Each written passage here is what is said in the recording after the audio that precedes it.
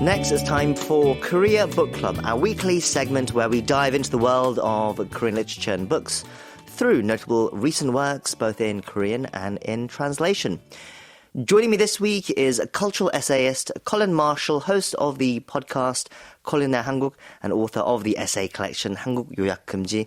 He's here with me now in the studio. Colin, hello. It's great to see you again. Great to see you, Donald. So I understand that you've brought in a new book by a celebrated writer, and it's significant because this writer hasn't put out a novel in what must be more than a decade now. That's right. This is 하나는 거짓말 by KBS, which was only published a few months ago, but of which every reader in Korea has surely heard by now. And if they haven't, they will soon. It was just selected by this poll run by Kyobo Bookstore, among 50 novelists in Korea. They picked it as the #1 novel of the year. Wow, okay. The weekend before last, in fact, I was at a holiday party being thrown by a member of a reading group I'm in, and as soon as we all got to her house, the first thing she did was launch into an activity inspired by this book, or really inspired by the title, which would translate to, "One of these is a lie." We had to come up with 3 statements about what we'd done this past year, one of which had to be untrue.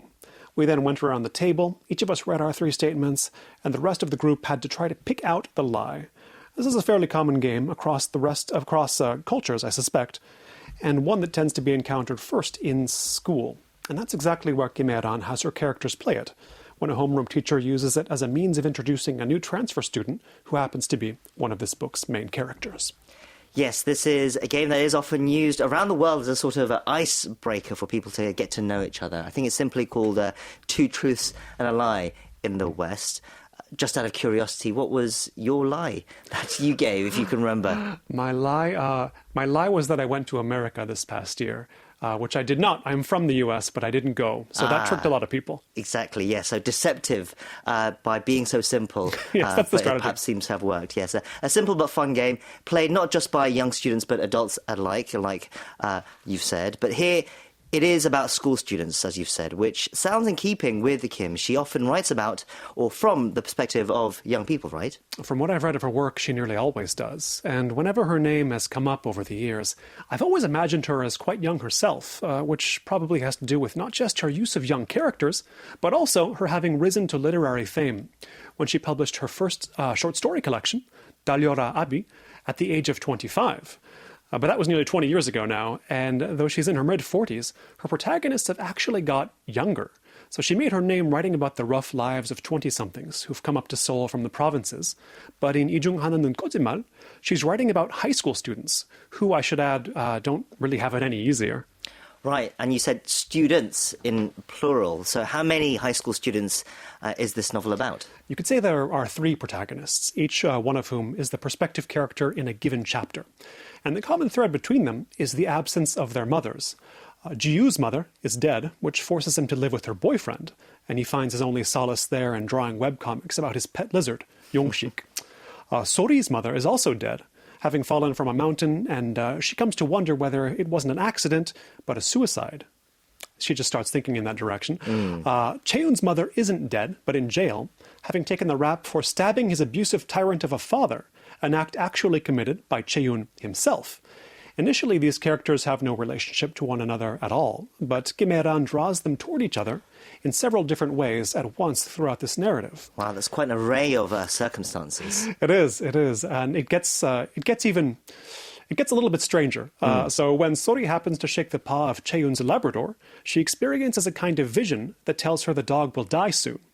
When he learns that she has this power to foresee death, Chaeyoon asks Sori to take the hand of his long comatose father in the hospital to determine whether or not he'll ever recover.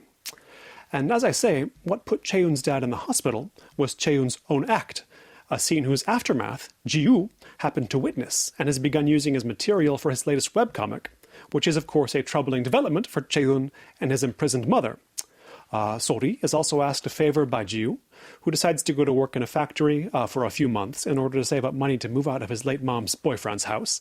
And while he's gone, she agrees to look after his beloved lizard, a choice Kim Hye-ran announces early on that she'll come to regret. Right, so there's a lot going on, but from that description, perhaps what will stand out the most to our listeners is surely that this this ability of Sori to be able to see whether or someone whose hand she shakes will die soon. So does Kim write that as a straightforwardly supernatural power, or is it open to interpretation, whether it's a really working in reality the way Sori experiences it? Yeah, it does sound a bit like the premise of a Twilight Zone episode, to use an old American reference. But just like on the Twilight Zone, it's presented as more or less axiomatic to the story. You can accept it or not. But in Kim Hye-ran's telling, this girl really can sense imminent death through touch. Not that she takes any pleasure in possessing the power. In fact, it drives her toward isolation, the state in which all three of these teenagers find themselves, albeit for different reasons. Each of them is burdened with some kind of unspeakable secret. And what's more, none have quite worked out their own relationship to truth and falsehood more broadly.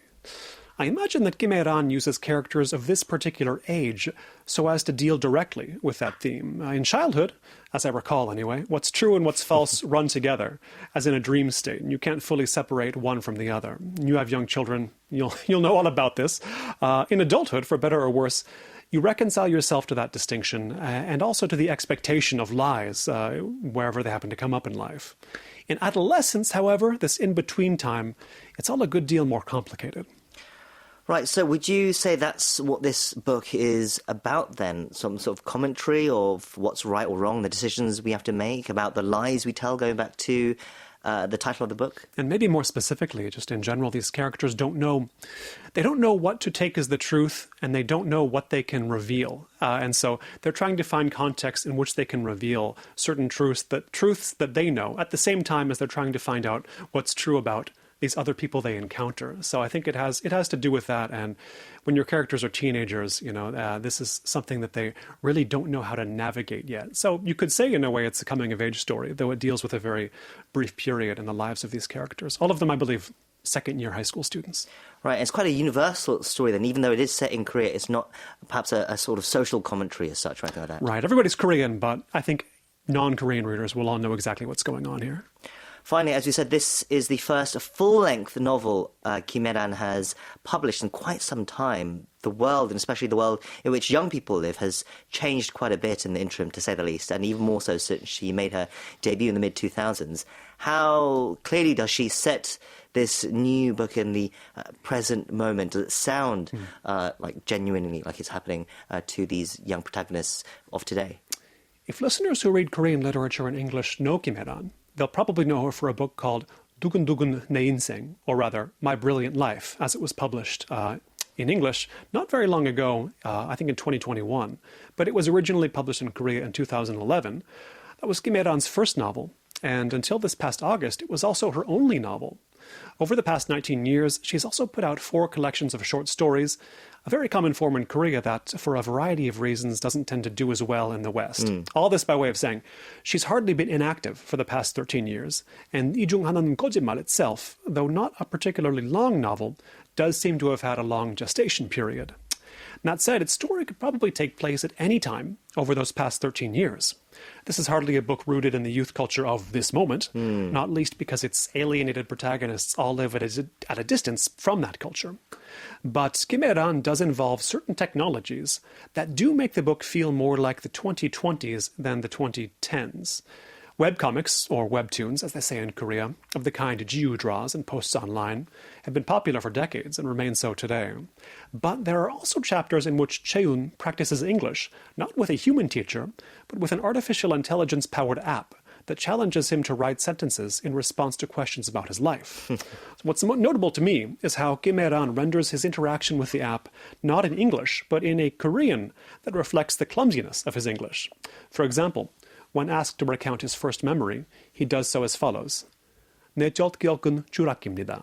나는 떨어졌다. 식탁에서. 내가 아기였을 때. 순간 알아봤습니다. 세상에는 높이와 깊이가 있을 걸. In prose like this, I think many of us will recognize our own early attempts to communicate in any foreign language, whatever it might be. Right, so he's talking about his first memory, which was falling from a table when he was a baby. But you can tell, even from listeners who may not know Korean, that they were very short concise sentences. It's true. Very choppy. Very You could choppy say. indeed, yeah. You can tell it's not the way people communicate in Korean, and that reflects his command of English. And in the development of his interactions with this app throughout the novel, which become more honest, not just because his interlocutor isn't human, but also in some sense because that grasp of English of his is poor enough not to permit any dissimulation or lying, we may also recognize our own relationship to certain forms of technology that have lately entered our lives. Even just in the months since the publication of this novel, it's felt as if most of the people I see posting online have discussed their now habitual use of various AI chat systems for assistance in solving their personal problems or even for pure emotional support. And Kim Hye-ran may be known for her gritty but not entirely unoptimistic youthful realism, spiked occasionally with a touch of the inexplicable. But I suspect that if she put her mind to it, she could also have a bright future in science fiction. Well, it sounds like a fascinating addition to her works, one that seems ripe for translation at some point as well, I feel, because it does sound like there are universal themes at play here that anyone can relate to as well. Once again, it's called 이 중 하나는 거짓말 by Kim Hye-ran, and that was our pick for Korea Book Club this week. Colin, thank you for that review, and till next time, take care. We'll talk to you next time. Thank you. See you soon. And that's all from us here today. We'll be back same time tomorrow, so we hope you can join us again then. I've been your host, Kwon Jang-ho, and thank you as always for listening. Goodbye.